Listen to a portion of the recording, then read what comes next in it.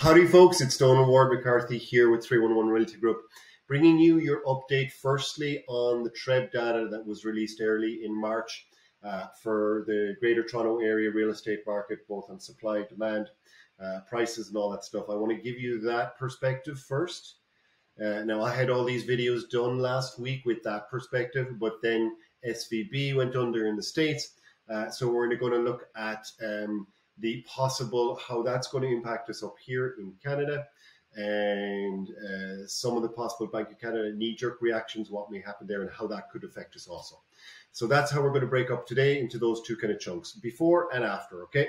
So let's look at before, all that news in the States. So early February, we got the data from January to February. Our demand actually increased by 54%. That's a huge demand, and that's why we've been seeing a lot of multiple offers in the market. We look at supply, there was only an increase of supply, see the dark lines here, of only 9% versus a 54% increase in demand. And we spoke about that in last month's video about how the psychology of the buyer, the mentality, that consumer confidence, just in the minute January turned around, consumer confidence seemed very strong with the buyer. Our prices stagnated since July of last year. You can see here, despite the fact the majority of interest rate hikes occurred after July, yet our prices did not drop. That tells you that our market is quite stable, despite the fact that we're in a high inflationary period right now. The price back in July of last 2022, I think it was $1,074,000 on average for real estate in the GTA, and it was $1,095,000, so only $20,000 difference. So you can see there, not much of a difference at all. Okay, so what we predicted before SVB happened was that interest rates were going to be held firm. My favorite economist, Benjamin Tal, was actually indicating possibly another hike, before June, or maybe even in April, just to make sure we were on the right side of the inflationary decline. And that we would hold that pattern then until about 2024, when hopefully, we got inflation back down towards that lower number that we want to see, banks need to see before they can drop the interest rates. Okay. Then we had the Silicon Valley Bank incident on March 10th. So going into the weekend, so there's a lot of speculation. The Fed in the States, there was a question, okay, would they even start dropping rates, which would have been the wrong message for sure in their market.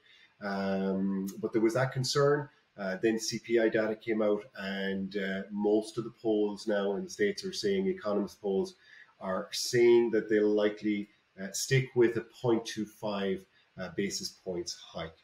Bank of Canada on Friday and Monday last week, the 10th, the 13th, of March, there was a bit of knee-jerk reaction on our 2, 4, 5, and 10-year bond yields, where they were kind of dropping them up again, another bit, drop up again, another bit. So a bit of a knee-jerk reaction. Again, I'll kind of lean on the fantastic brain of Benjamin Tal, where he says, really, this is not a Canadian problem. Why are we doing this? Why is the Bank of Canada doing this? Okay, so his concern is, and there is talk in the market right now, the concern is that the Bank of Canada may even drop rates by 0.25 on April 12th, another 0.25 maybe in June. And he's really concerned about that we should not be doing that. Again, he's the more conservative one who was saying before all this, we should probably do another 0.25 hike just to make sure we're on the right side of inflation. The Bank of Canada seems to be panicking here and could possibly send the wrong message. So if that 0.25 drop does happen in April, what's it going to do? If we already see that increased demand, low supply, and we've already we have that kind of fear that we're on the other end of the kind of the housing market having slowed down and prices possibly starting to creep up again. If we drop rates, we're going to add fuel to that fire. Now, maybe they want to do that because GDP it's totally linked to our housing market. Housing market is down 30% in sales. It's affecting our GDP. So maybe they're going to do that to bolster their GDP numbers.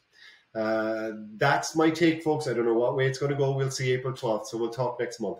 Donald Ward-McCarthy here, 311 Realty Group. Over and out. Ciao, ciao.